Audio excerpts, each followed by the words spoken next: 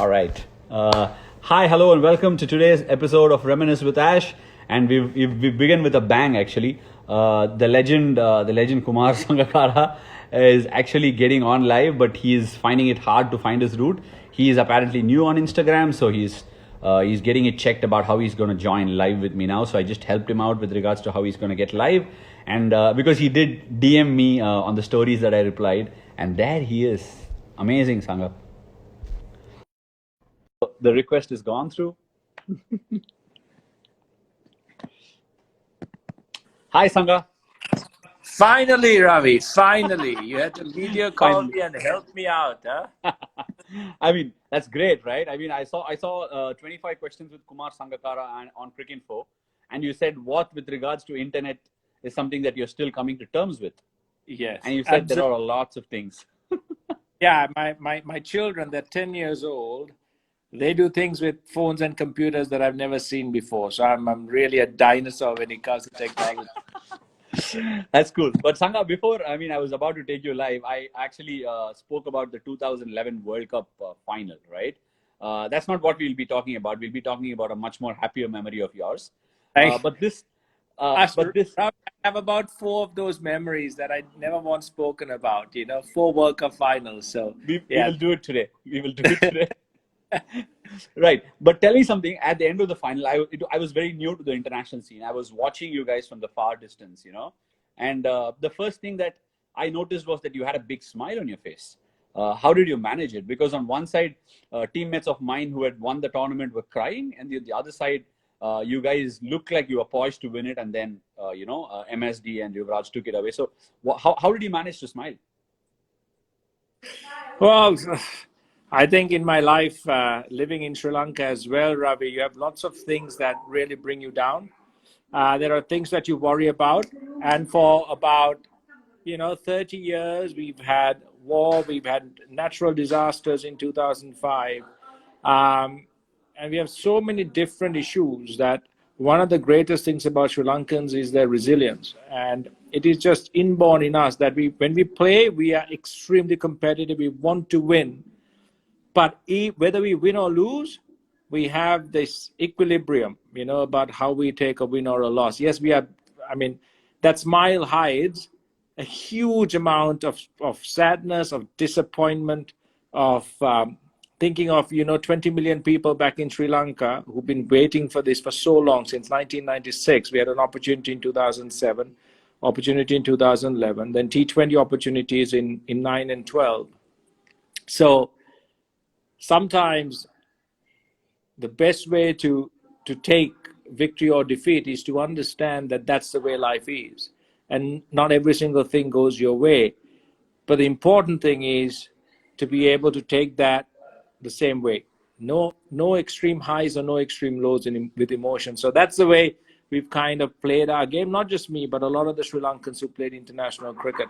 And that was again a case of thinking, well, another one's gone. What can you do? You've got to get ready for another final in 4 years' But time. So it's not. but but it did change, right? Pretty not so quickly like you might have enjoyed it, but in like 2 or 3 years time, you did get your 2014 T20 World Cup when you played India in the final, right? You were the man of the match. You got a 52. I played that game. You guys pulled the innings from nowhere. Lasith Malinga and Kulasekara nailed Yorkers like I've never seen any better death bowlers do it. So how was that feeling? And did you feel like you had the game in the pocket once you had to chase just 130? Yeah, we never expected India to be kept under 160 or 170. That was what we were targeting, and we were thinking it'll be a good enough chase. We had a plan against the Indian side. Usually, when we played India in India, our job was to try and chase totals down because we knew that the Indian team loved chasing.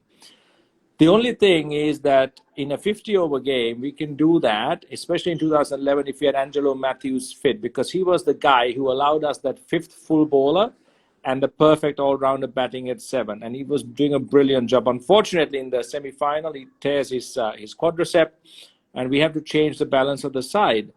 Once that happens in a final, you're always, kind of averse to taking a gamble with that chase. So, but in the T20 final, you anyway play a 6-5 combination and you have your all-rounders playing, and it's a shorter game. So we were always thinking, yep, we're going to chase whatever India scores.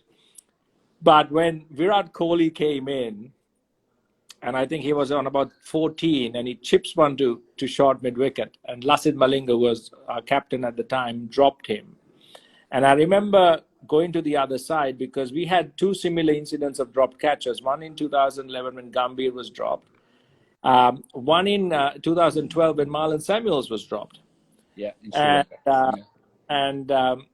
And they all went on to score match-winning knocks. And this time I was walking around, and I think, I'm not sure it was Dilshan or someone else crossing next to me, and I said, another drop catch. Hopefully this is not going to be a big innings. And Dilshan just goes, well, it's not the same player who dropped the catch, so maybe this time it's going to change. I remember laughing. I remember both of us laughing and then crossing over and getting into positions. But you were right. It was the last 4 overs. I think 24 balls for about 18 to 24, some ridiculously low amount of runs bowling to Virat and Mahi. So that exceptional dead bowling, which I've never seen before or since in a game to tie one down, was what really brought us in. And after that, it was just about making sure we batted sensibly.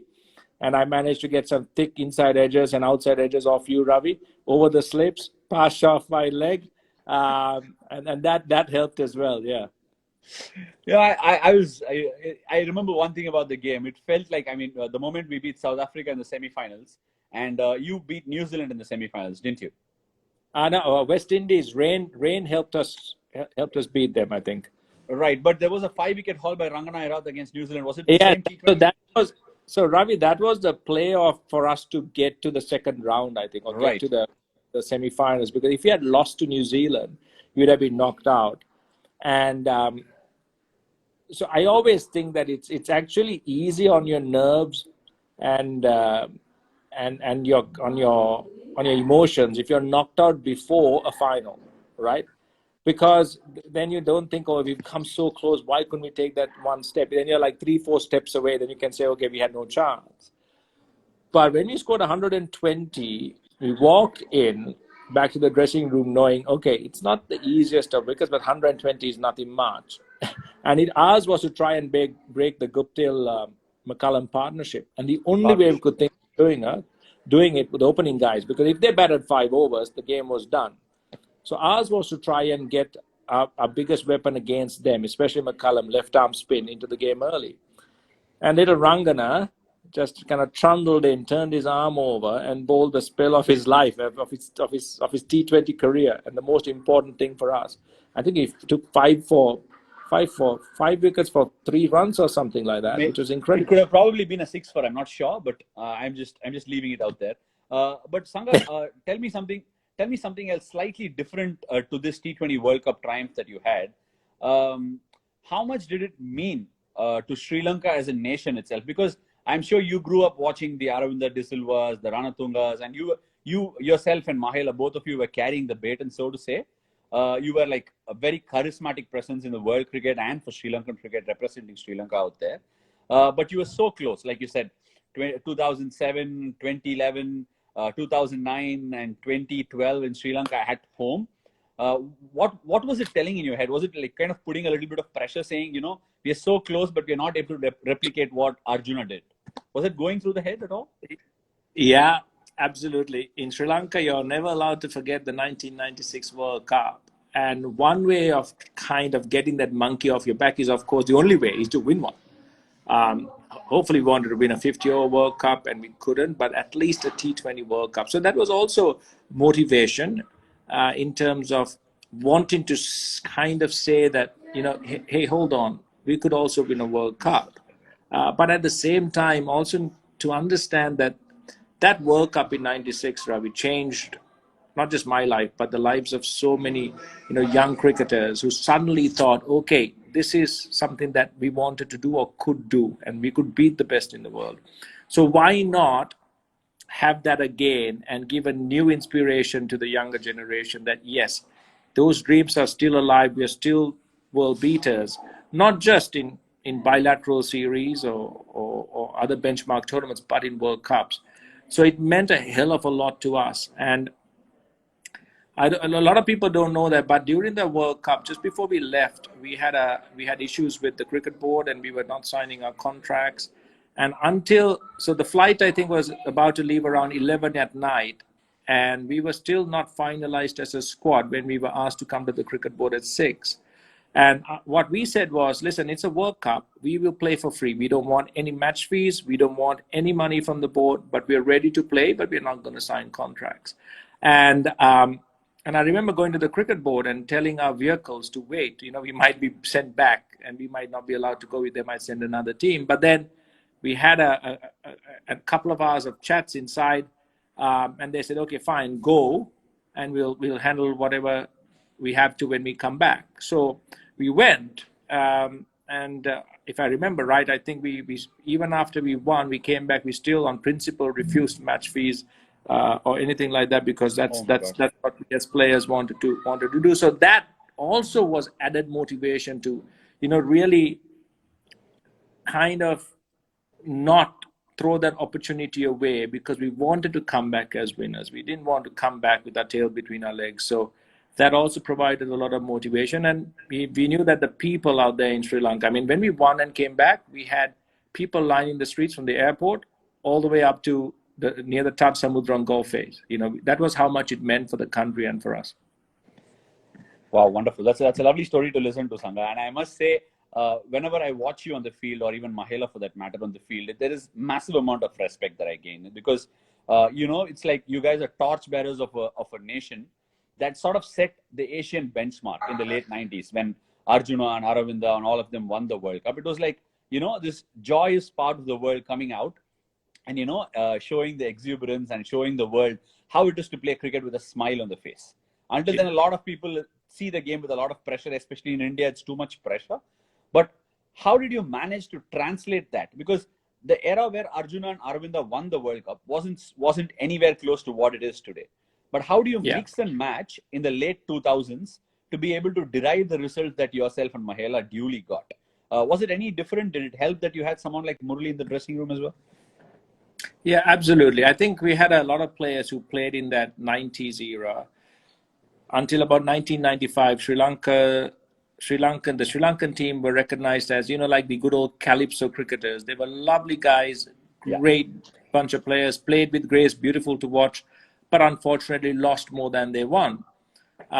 95 really changed that under Arjuna, because when Murali was called for throwing in Australia, and when Sri Lanka took that stand under Arjuna, the team kind of unified, because up until that time, even for the public, they were so crazy and passionate about cricket, but they never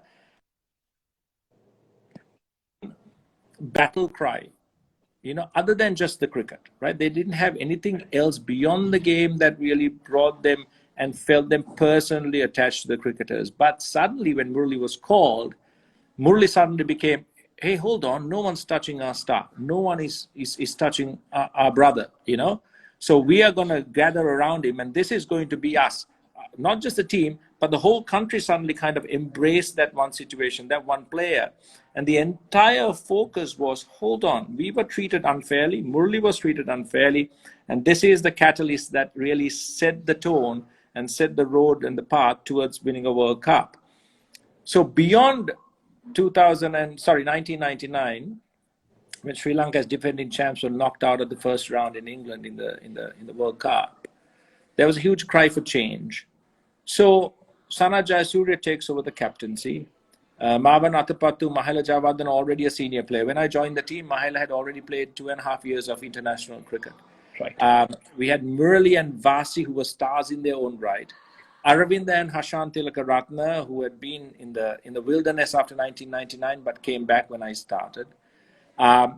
So we had a really great mixture of people who kind of brought all the old knowledge and that experience from that journey from 95 to 99.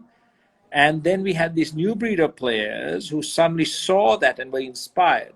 So one of the biggest things that changed in our dressing room was the hierarchical system, because in the old days, I mean, you would also notice, it's very like you have the seniors, you have the juniors. Juniors are not expected to talk much or contribute much. They're expected to listen, do what they were told. So that's how we grew up. And unfortunately, that's not a healthy thing in a dressing room for long periods of time. Sometimes, maybe from 93 to 97, that may have been what worked for Sri Lanka, where we had Arjun Ranatunga, the strong captain, and a strong bunch of seniors. The most experienced, something that a lot of people don't realize. I think in 1996, Sri Lanka would have been the most experienced one-day side in the world in terms of one-day matches played. Right.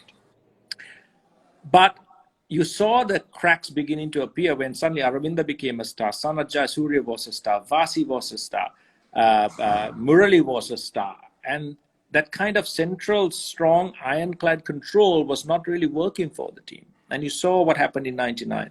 So in 2000, under Sanat, it slowly started changing. And we were going and looking for strong individuals who were not only talented, but had strong ideas and opinions to contribute. And we welcome different opinions. You know, youngest players standing up and saying, you know, giving of their thoughts, and the dressing room not going, oh, shut up, you're a youngster, what the hell do you know? But the dressing room going, yeah, he's got a point. Maybe he says things slightly differently, so maybe let's take that on board. So we also had cricketers like X-Factor cricketers suddenly coming through, Lasith Malinga, Ajanta Mendis, so on and so forth. Guys who didn't look like a typical cricketer, but we were as a team willing to take a risk on getting them quickly into a side so that they provided us with that kind of the unpredictable, the unknown that we could surprise opposition with. And the gel holding all of that together was definitely Muttai Muralidharan, because he's an exceptional human being, annoying as hell in the dressing room because he bloody talks all the time and he's always critical and always saying things that annoy you. We had a rule that if you're going to bat next, you never sat next to Murali, because he will come and tell you how good the opposition is and how bad you are. But the guy has an absolute heart of gold. He's such a humble man. He has no ego. So for a man who was revered in Sri Lanka, he always spent his time with the youngsters in the team. He would be in the back of the bus, playing jokes with them, you know, talking to them as an equal. And that really helped build the confidence up of the youngsters, you know, much more than what Mahalo Ai ever did. Because you had this one guy who would go to a hotel, call up the youngsters and say, listen, I'm going for dinner. What do you guys want for dinner? I'll bring it back. Then he'll go out, bring all the dinner back to his room and call everyone and say, okay, dinner's here, come and eat with me. You know, and he'd help the youngsters, he'd answer questions with them, and he was just like one of the guys. So that really helped to break barriers down, break the ice, and really get the youngsters involved in our team culture. And we had certain standards we set down. We were very competitive, not just with other teams, Ravi, but also in between us. So if one guy got 100, it was like a matter of honor that everyone tried to follow that. You know, get one, get two, get a double, get to 10,000 runs. So we were kind of chasing milestones alongside each other. And that kind of healthy competitive nature really helped us. And our dressing room, Ravi, if you ever came into a dressing room, there was never a talk of contracts in terms of who got more money or who got more corporate endorsements. It was nothing like that. I mean, we had rules like, if we had man of the match and man of the series awards that were usually shared out among the team, we had a specific bank account that we used to maintain under the manager's name. And all that money would go there, and it was to help out people who needed urgent operations or medical treatments for themselves or for their children. So we had various things that we brought in to try and make the team feel as if they had a duty socially to the fans as well, to people beyond and outside the team. And that connection for us with our fans, with the people who watched us, really helped. So we had all these really kind of healthy mechanisms in the side to keep ourselves grounded, to understand that cricket was just a game, and this helped us to do more things in life and to help other people with their lives. So that kind of kept our focus kind of balanced, Ravi. You know, we knew that we had to work as hard to play cricket, but at the same time, the benefits that we gained from it was to be shared. That's interesting. You said that you looked at there is a tendency, especially in a country like India where we play the game, that we tend to see, when I say we, I'll have to include myself in the community and many more. Sometimes we are larger than the game itself, larger than, people out there. But suddenly when you're put in times like we are in right now, you get a perspective of how the world outside is much more balanced, and there are so many struggles out there. Is it because that the country as a whole has gone through so many adversities? Because I saw one of your lectures when you delivered it about how much the war impacted your life in Sri Lanka, right?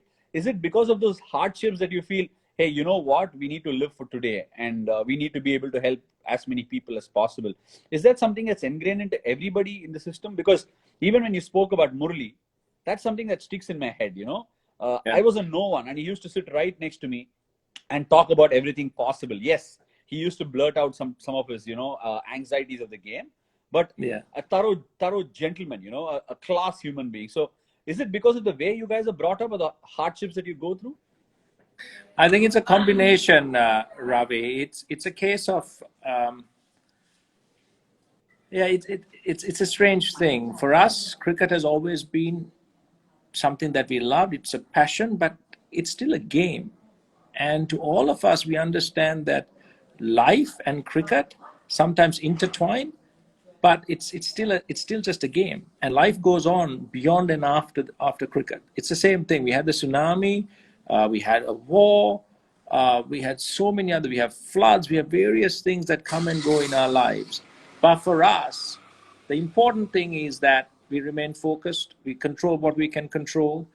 We enjoy life. We enjoy our moments, and we enjoy playing on that cricket field, because the journey is the final vindication of it. Yes, you win and you'll achieve certain things along the way, but for a lot of the guys who leave this game in Sri Lanka, they the best thing is that you don't leave with any bitterness, right?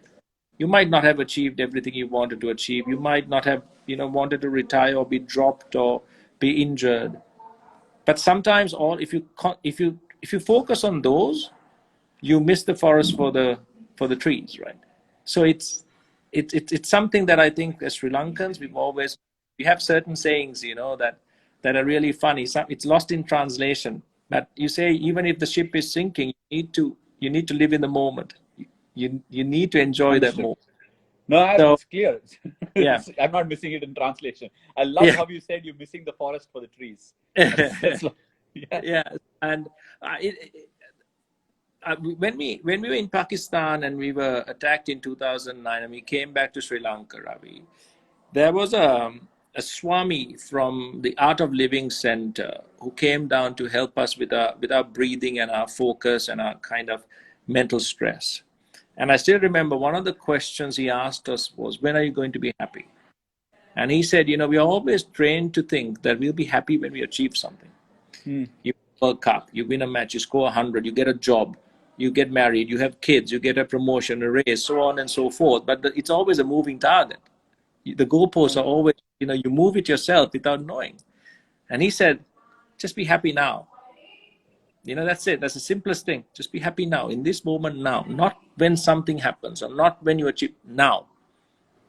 You're listening to a song, be happy. Watching TV, be happy. Playing cricket, be happy.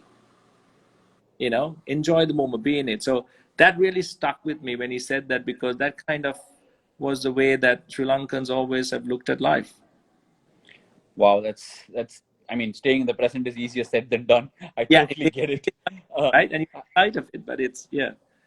Yeah, but Sangha, another very interesting thing that I came across when I was looking up on you was about the law college that you enrolled yourself into. How difficult was it to manage law and cricket, and eventually, be told that you need to choose one between the two? How was it? How was that decision? It was very difficult because I came to Colombo. We have when I entered university, there was only one law faculty for the whole island, and there were 200 intakes from the whole island for 1 year. So I was very happy that I managed to get in.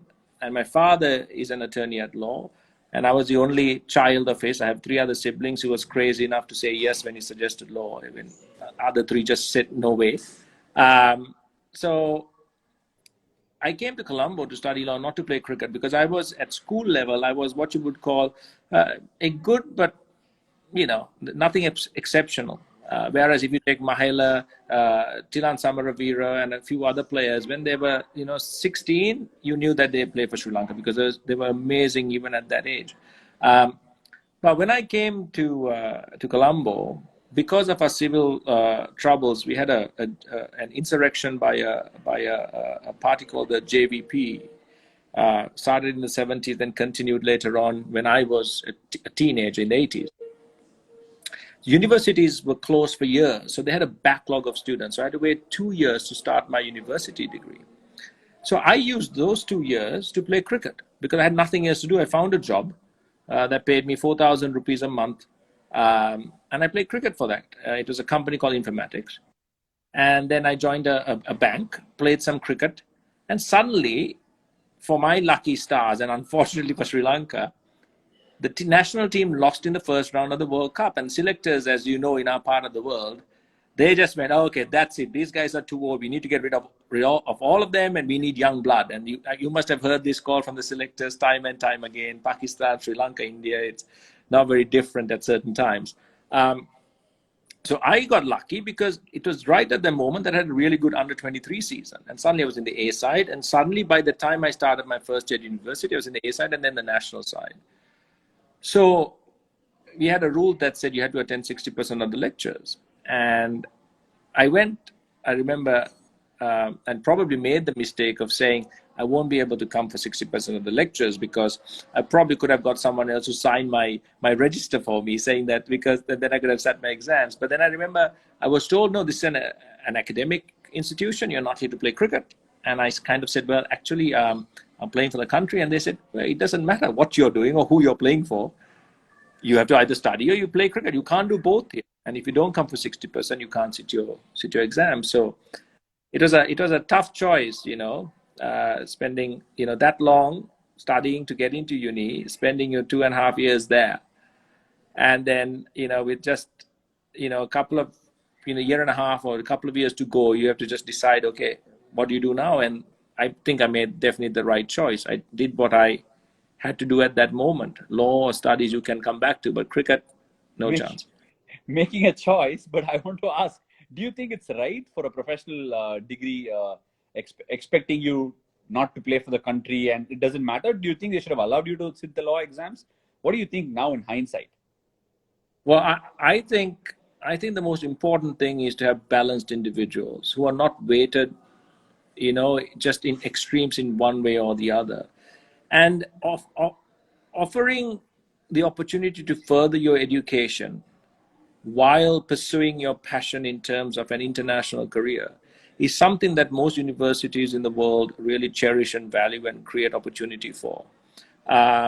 If you take the US, my sister, who was national tennis champion at 15, went on a full scholarship to Brown in Providence, and she played number one singles for her university, and she ended up, with a double degree. But in Sri Lanka, we were slightly more attuned to, okay, we have a backlog of students. We really need to churn them through here.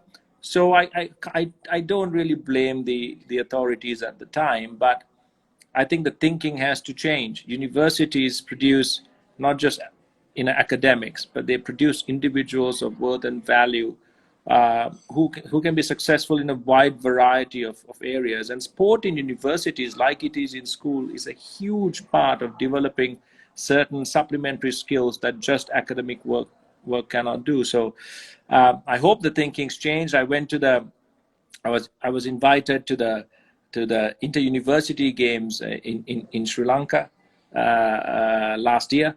And I went and I saw the passion with which all the universities from all around Sri Lanka participated with, and in so many different sports.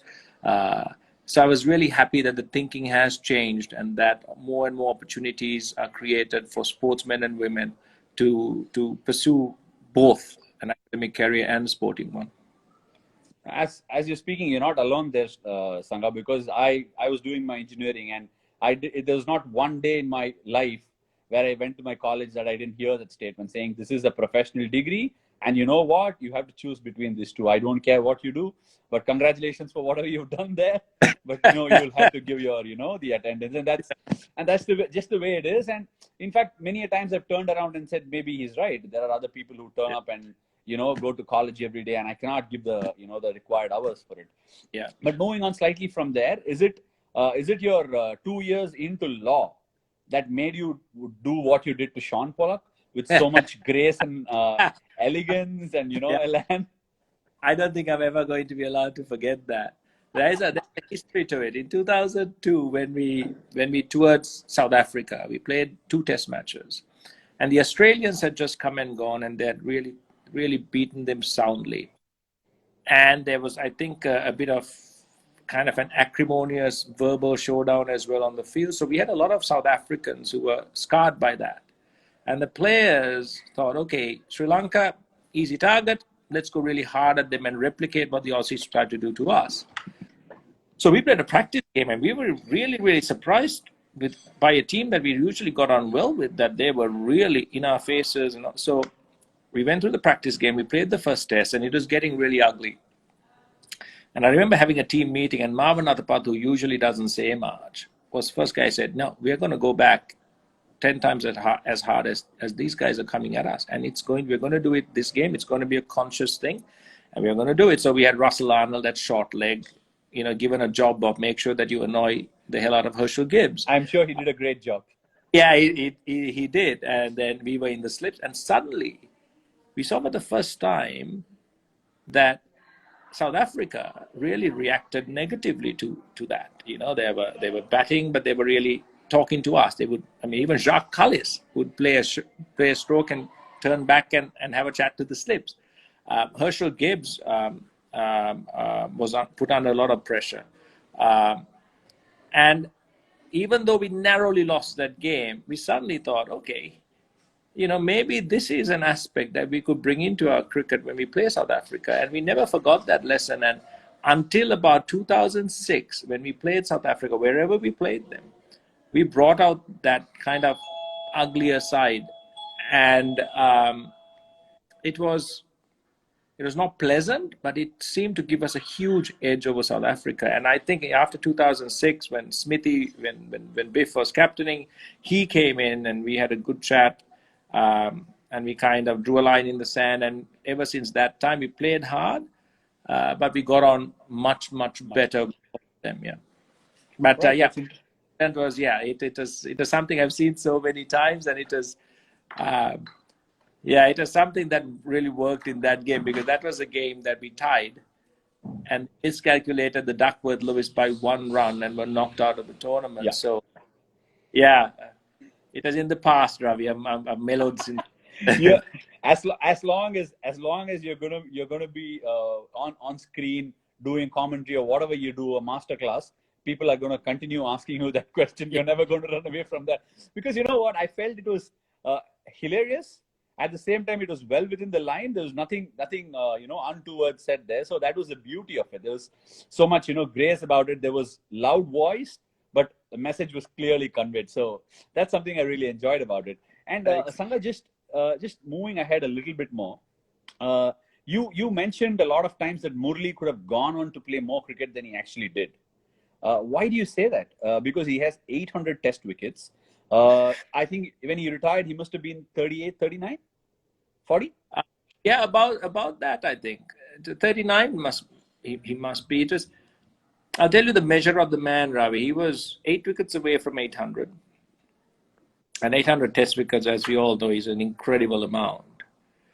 So he said he wanted to retire in the India series, and I was a captain. So I sat with the selectors and said, listen, he wants to play and retire after the first test. It's not going to happen. We've got to get him to get those 8 wickets and retire. So we called Murli into a meeting and said, Murli, I know you like taking challenges, but just think of it this way. It's tragic if you come so close and you don't get your 800. So you can play the first test, and if you're too tired and you have a niggle, take the second test off and you come back for the third test. Or you can take 2 tests off and come back for the next series, finish your 800. And Murli looked at us and said, you know what? No. That's not going to work for you or for me. I've always loved challengers, and if I am supposed to be the best spinner, I should be able to take 8 wickets at goal against any side. And if I take 8 wickets, I'm not just going to get my 800. We're going to win this test match as well. If I can't get it, I can't get it. So that's it. So this is my last test. Thank you very much. I'm going to take 8 wickets. And I was seated there and I was thinking, that's the kind of champion the guy was, right? And he missed a lot of games through injury because he bowled a lot of overs, Ravi. We didn't have, other than Vasi, the pace support to really get wickets. So Murray had to bowl to the openers, bowl to the middle order, bowl to the tail. So he bowled a lot of overs, and that really stressed him out and put a lot of pressure on his lower and upper body, his shoulder. So there were lots of times, and of course, no DRS, right? And a lot of the umpires for a long time didn't give LBW when he bowled around the wicket or bowled the two straightening over the wicket to a lefty. And I just look back and I think, forget just the years, but in between the amount of games he missed, the amount of overs he had to bowl. So he was always not the freshest or at his best during the latter half of a test match or a spell. And the inability of certain umpires to judge the variations, that really hurt his wicket tally as well. And I mean, you can't complain when you have 800, but imagine how much you would have then. That's true. That's very true. No, but he will keep reminding. He makes these calls to me now and then saying, "Hey, how are you doing? Is it fine? Just look after the injury will reoccur. It's happened to me. But if you can get past this, you can keep going.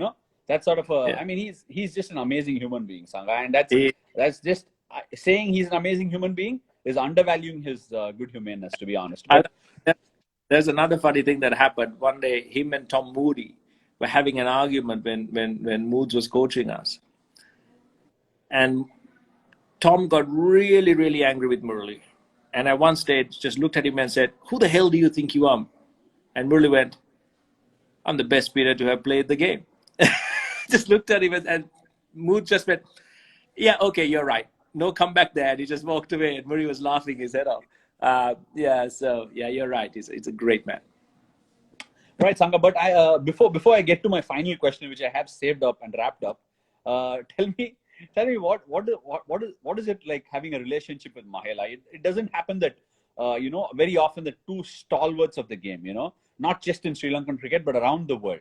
If Mahela and Sangha played, it felt like the bowling teams were on the knees a lot of times when the partnership took along. And both of you captained your share for Sri Lanka. In fact, in large numbers, both of you. How did you get along? It is not a very easy relationship to have, isn't it? Or is it just, does it come easily to Sri Lankans? No, definitely not. I mean, we were extremely competitive. I mean, our warm-up games, if we were on opposing sides, we used to kill each other.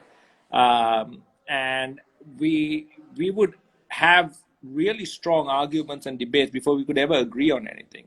But that really worked for us because we would have different viewpoints and perspectives of something. We'll have a real argument. But when we made a decision, each one backed the other's decision 100%. There was never a case of, I saw it differently or he saw it differently, after we made the decision. It was always before we try and thrash everything out and then settle on one thing that was the right decision most of the time. And also we were quite easygoing, again, like I said,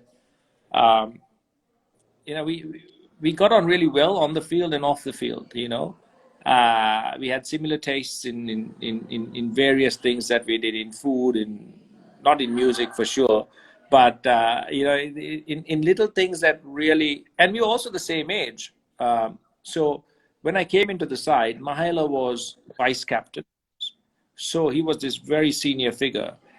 But he was surrounded by guys who were 5, 6, 7, 8 years older than him. So he needed people of his own age around him. So it was me, Tilan Samaravira, and a few others that kind of, we went out, we had meals together, all of that. So that really, cemented the initial part. And then, of course, that we were like-minded in our passion, not just for the game, but also for Sri Lankan cricket and trying to get things right in the side. That really helped us, and then that's continued beyond the field. And we do most things together now in terms of business, etc. Yeah, I mean, that's surprising. You said that you're very fiercely competitive. say that both of you are on the same page when it comes to food. You have your own restaurant together. So Yeah. it's quite a surprise that happens. It doesn't happen in many parts of the world, Sangha. So both of you must take credit for that. Well, Mahal is a very good footballer. So he loves his football, supports the side that is always the easiest side to support in the world, Manchester United. And we used to play warm-up football. And I used to say, okay, I'll be the ref because I was a terrible football player. So I would intentionally call a couple of fouls on him because he would then lose it. He would get so angry and say, that's not fair. That's not a foul. And I said, no, I'm sorry. I saw that as a foul. Blew the whistle. Sorry. And I could just try and rile him up to get him as angry and worked up as possible. But, that was the kind of, we had a very easy relationship. We would have an argument, whatever, but each one saw the logic and the good intentions on the other side. The power of the relationship came out when we actually played against Sri Lanka. It used to look like, what? Mahela and Sangha have planned this together. That's the sort of a feeling everybody got. None of us could actually see both of you as two separate entities because that's how it looked on the field. Many a times it looked different when other people are going about it, but it was never like that when Sangha and Mahela were playing for the team. So that's sharp credit to both of you. And Sangha, before I wrap this up, I know I've just gone beyond what I promised you to because of the lovely insights that you're giving us. Pleasure. The one question, I'm sure this is not going to put you in a very uncomfortable state. Tell me what happened at the toss in the 2011 World Cup. I saw 2 tosses. I was standing in the dressing room. I went inside and I didn't have an answer to the coach. So what was it? What happened? Absolutely. It was a case of, I think it was the crowd. The crowd was huge. It never happens in Sri Lanka. It's only happened in India to me. Once at the Eden Gardens, when I couldn't hear myself talk to the first slip. And then, of course, at the Wankhede. So I remember calling on the toss. And then Mahi wasn't sure what I had called. He said, did you call tails? I said, no, I called heads. And then the match referee actually said, I won the toss. And Mahi actually said, no, he didn't because... and so there was a little bit of confusion there. And then Mahi said, okay, let's have another, toss of the coin. And that's when the second one went up and it came down heads again. So luckily, well, I'm not sure whether it was luckily that I won because probably if I had lost, it may have been that India might have batted, right? So I think India might have chased. I think really. So. Maybe. Because of the dew, maybe. Because of the dew. Yeah, because of the dew and because we played New Zealand earlier at the Wankhede.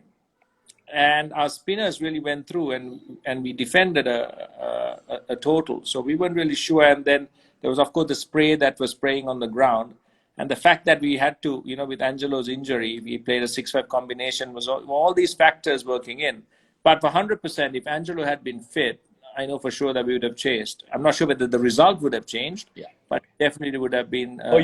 You would have chased. You would have chosen to chase the score. You mean?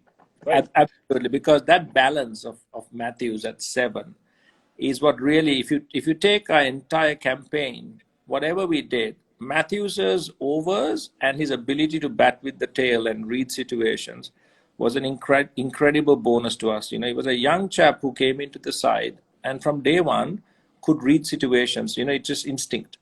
He could understand how to up the rate, how to control a bowler, when to take advantage and accelerate. I mean, if you watch the 2010 chase against Australia with Lasith Malinga, when we were 8 down for 109, chasing 238, and he won us the game with Malinga. Yeah. It was incredible against Mitch John, everyone. So in that World Cup final, I think that's the biggest thing that I look back and think. You can talk about drop catchers, all of these things that happens. But I think that composition of the side and the fact that we were forced to make the change was was to me the turning point in our strategy that we had to change quickly. Right. Thank you so much, Sangha. You've been, as always, as charismatic as you can be, and you put your thoughts out beautifully. But just before we leave, how is the virus impact in Sri Lanka? Because we do hear from the Sri Lankan board very often that they would like to host India over there or whatever it is. Everyone wants to host India, Ravi. That's the tour everyone wants, not just Sri Lanka. But we would love for India to come tour because it's the best tour, not just in terms of quality of cricket, but also in the amount of TV rights. So that's a huge financial boost to the side. But Talking about COVID, yeah, it's been a tough time in Sri Lanka, even though the virus is not, growing uncontrollably and the community spread is at a minimum. We still have a lot of Sri Lankan expats who are working in the Middle East who are coming back, and some of them are testing positive. So the cases seems to have a little bit kind of spiked as a result. But I think the government, the frontline doctors and medical staff, the military, the police, everyone's really come together to try and really have a working system in place. We went into lockdown early. We had, island-wide curfews, and slowly lifted, and now curfews lifted to large parts of the country. And still Colombo and Gampa, two of our districts, are still operating under regulations that don't allow you to cross borders.